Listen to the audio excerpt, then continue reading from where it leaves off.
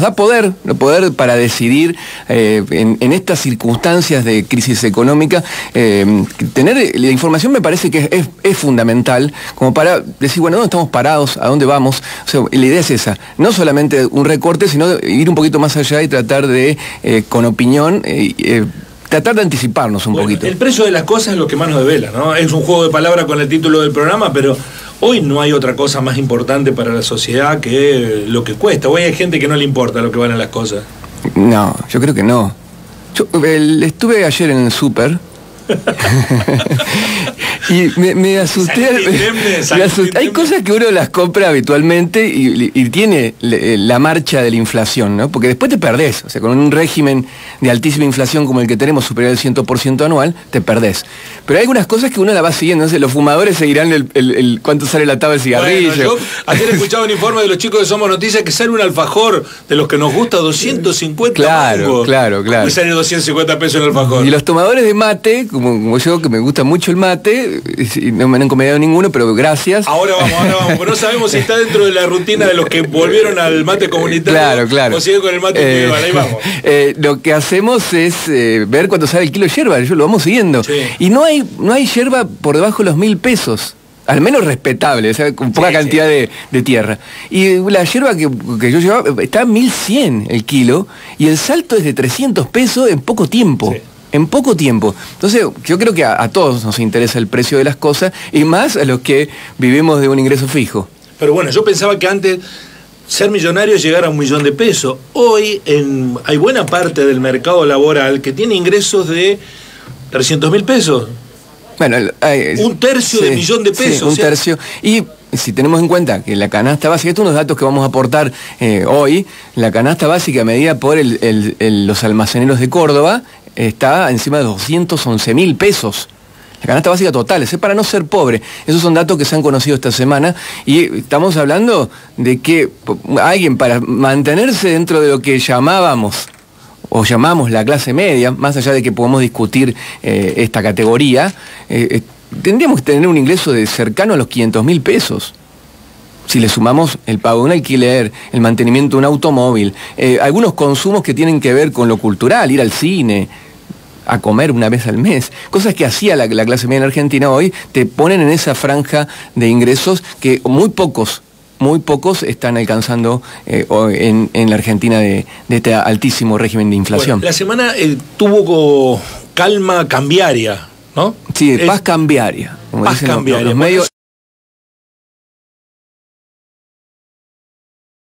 Además se frenaría bajo el agua. Por lo menos, porque yo creo que hay esto que resista 2 semanas de corrida contra el peso. Entonces Massa le permite respirar. Semana corta también, que eso favoreció. La pregunta es, ¿ya pasó esto? O sea, la semana pasada, lo que vimos, el dólar rozando el valor simbólico de 500 pesos, ¿ya pasó? Esa es la pregunta que nos tenemos que hacer. ¿Puede volver a ocurrir que tengamos una corrida contra nuestra moneda nacional? Y yo creo que hay que apelar a pensar qué está alimentando.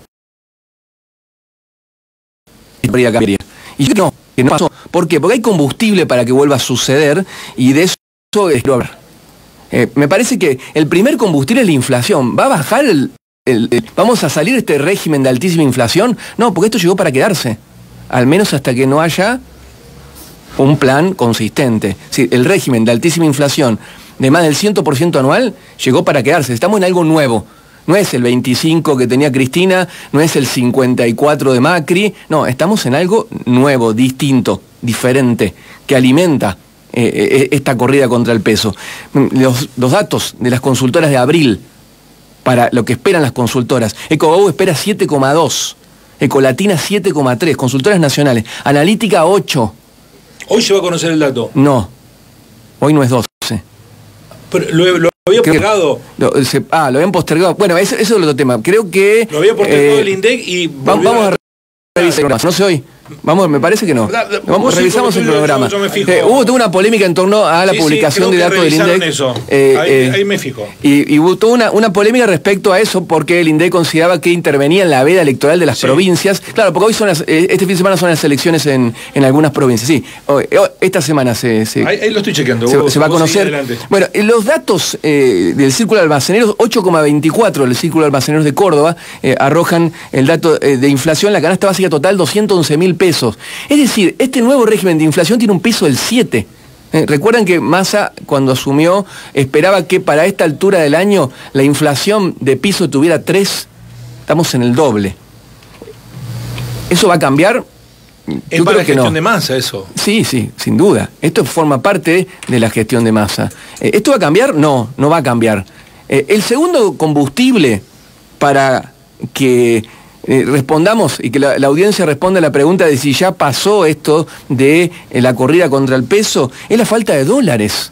Si el Banco Central está sin dólares, o sea, hoy está administrando porotitos, sin dólares está, se acelera la venta del banco, a pesar de que esta semana vendió menos, siguió vendiendo. Es decir, está del lado del mostrador de la venta, es decir, en rojo, en el terreno negativo. 6 jornadas consecutivas de venta de reservas, en promedio son 100 millones por día que pierde el banco. En abril perdió más de 1.000 millones. Escuchen las cifras. Massa está rascando la olla porque consigue plata del BID, consigue plata... pero 150 millones que se los queman en un día. Nada, se los quema en un día el Banco Central. El dólar soja agro, o como quieran llamarlo, este beneficio para los exportadores, para los grandes exportadores, tiene un desempeño muy discreto. Muy discreto, estamos hablando de 150 millones por día que no alcanzan a revertir el balance diario del Banco Central en terreno negativo. Ahora tienen puestas las expectativas en que el Fondo Monetario le adelante reembolsos por 10.000 millones de dólares y que el acuerdo con China por los yuan y con Brasil por el tema de las importaciones fortalezcan, robustezcan un poco más las reservas, pero bueno... Es todo especulación. Bueno, ahí viene el segundo, el tercer combustible que hago referencia para preguntarnos si ya pasó lo peor. La sequía que contribuye a esta falta de dólares. El CIARA, la Cámara de Industriales Aceiteros de la República Argentina, le puso números esta semana a la pérdida de exportaciones producto de la fortísima sequía que tuvimos de la cosecha gruesa. 19.000 millones de dólares menos. Peor que la que sufrió en el año 2018 el gobierno de Mauricio Macri. Y el tercer que la usaba como argumento Macri, sí, ¿no? Para excusarse. Sí, bueno, sí. Y Alberto también. Sí. Digo, pero lo de ayer que cuestionaban a Alberto, hoy, que cuestionaban a Macri, hoy lo justifican a Alberto, y los de hoy que justificaban a Macri hoy lo cuestionan. Bueno, los tomos para excusarse, sí, ya tiene el libro de excusas ya tiene varios tomos, ¿no? La pregunta es por qué Argentina sigue dependiendo en el pleno siglo XXI del sector agroexportador de la Pampa para poder más o menos campear el... Sí, además, ¿por qué estamos atados a la coyuntura meteorológica, que es inmanejable? Sí, bueno, justamente. ¿Por qué no hay políticas anticíclicas? Es decir, bueno, si tenés un año de mucha bonanza, tenés que guardar para el año en donde no hay bonanza. Porque económica me refiero del sector del campo, porque no te llovió.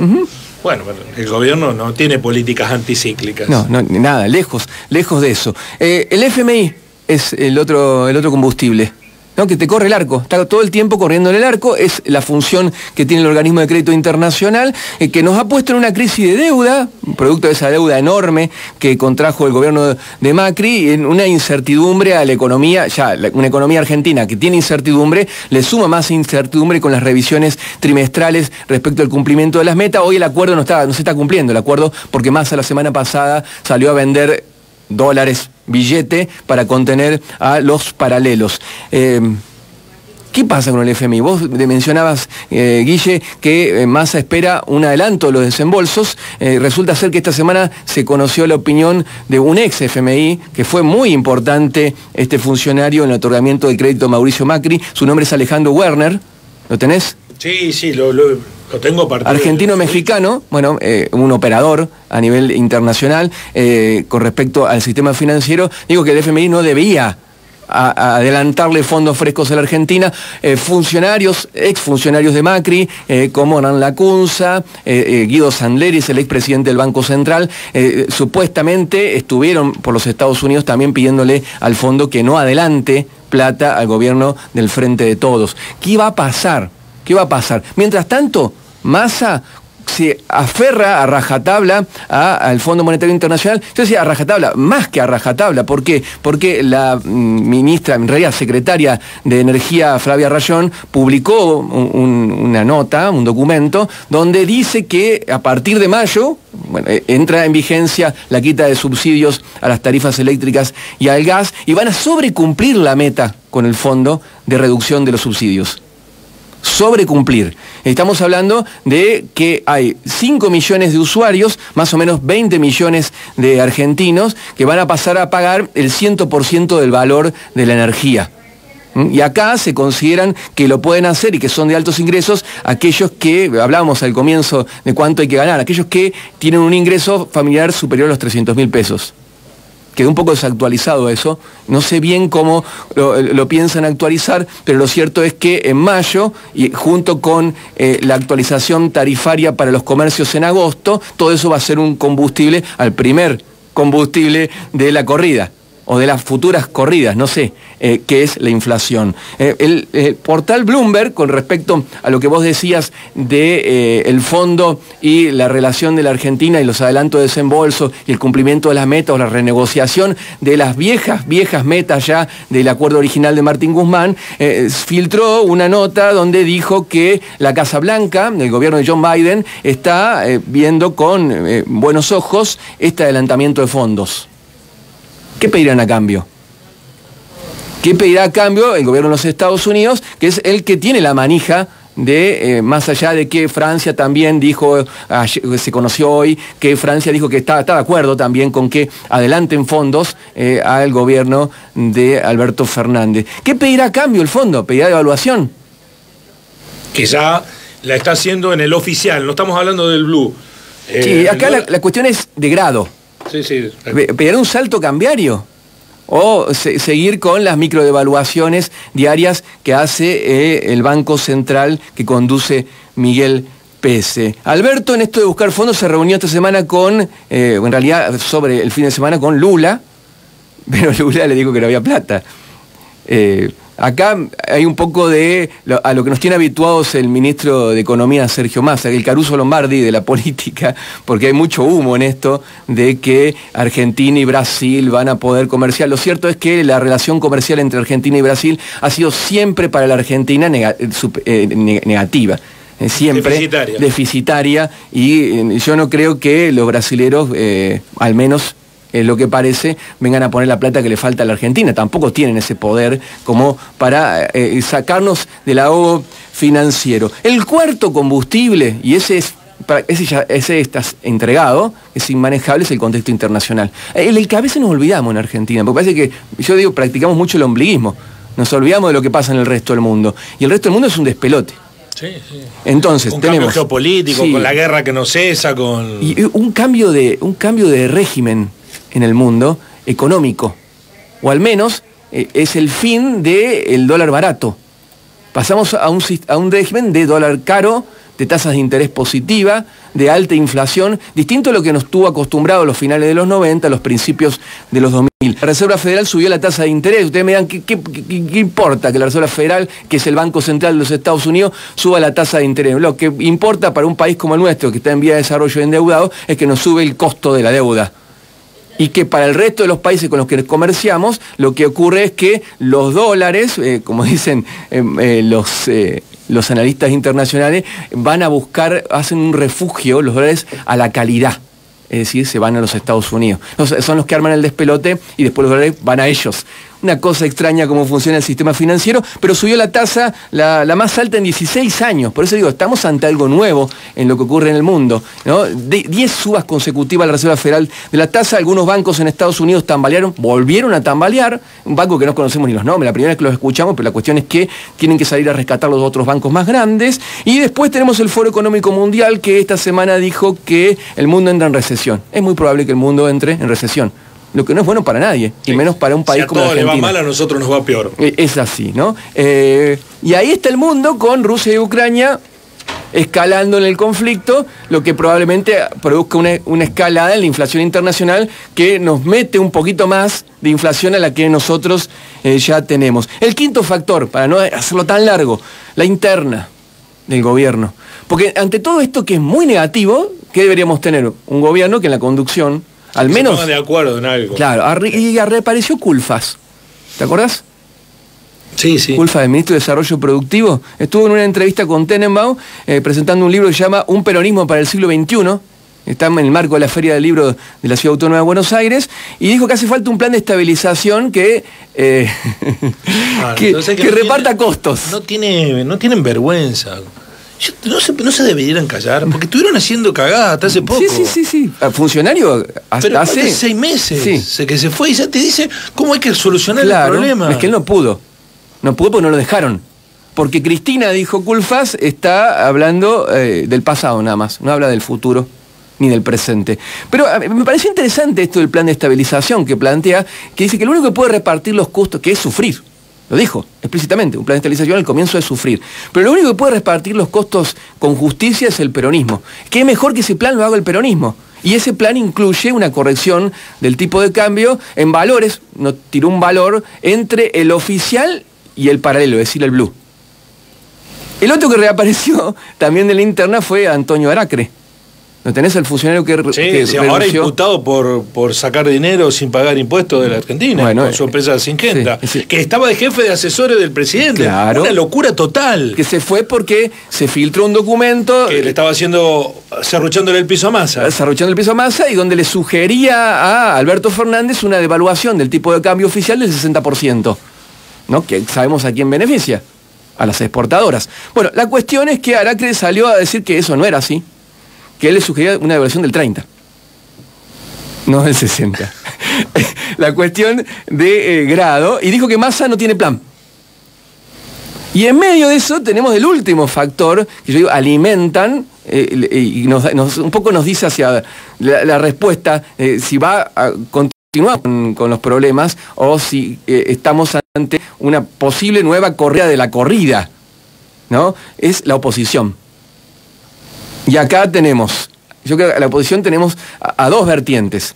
Tenemos los que continúan siendo gradualistas y con sí, por ejemplo, y los de shock, ¿no? Enfrentados. El gradualismo versus el shock. Dinamitar. Claro, ahí tenemos los de dinamitar, tenemos a Milei, a Bullrich y a Macri, ¿no?